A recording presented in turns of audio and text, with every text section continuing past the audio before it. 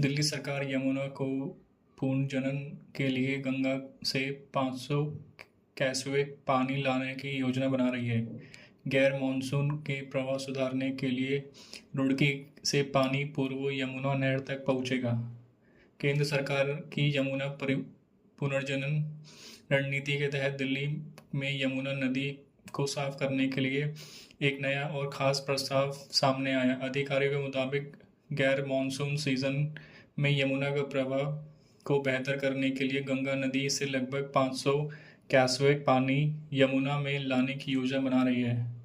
22 मई को केंद्रीय गृह मंत्री अमित शाह की अध्यक्षता में हुई एक हाई लेवल बैठक में इस योजना पर चर्चा हुई। इसमें केंद्रीय शहरी मामलों के मंत्री मनोहर लाल खट्टर, जल शक्ति मंत्री सी.आर. पाटिल, दिल्ली की मुख्यमंत्री रेखा गुप्ता भी शामिल थी।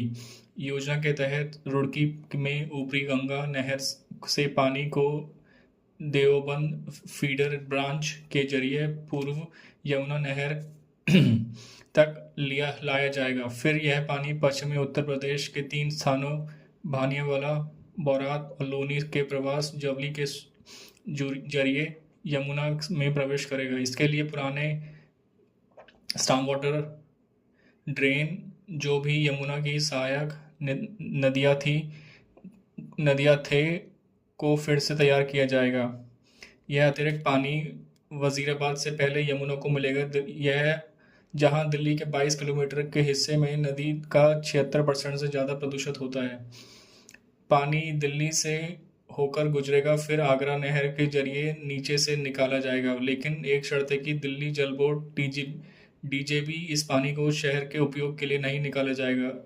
इस योजना के लागू करने से पहले उत्तर प्रदेश और ऊपरी यमुना नदी बोर्ड की सहमति भी जरूरी होगी।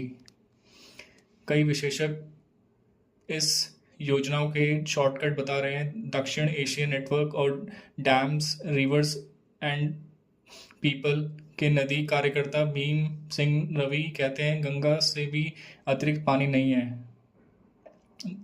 एक थकी हुई नदी से दूसरी थकी हुई नदी को बचाने की कोशिश करना सही समाधान नहीं है। असल समस्या अनट्रीटेड सीवेज पर टूटे हुए नदी क्षेत्र हैं।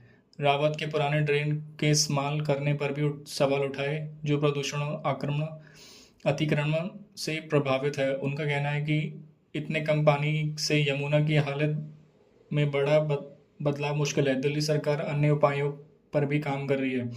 जून में बताया गया था कि कॉरपोरेशन पिलर और यमुना विहार सीवेज ट्रीटमेंट प्लांट से ट्रीटेड पानी वजीराबाद तक लाने के लिए एक बंद नालिका प्रणाली बनाई जा रही है।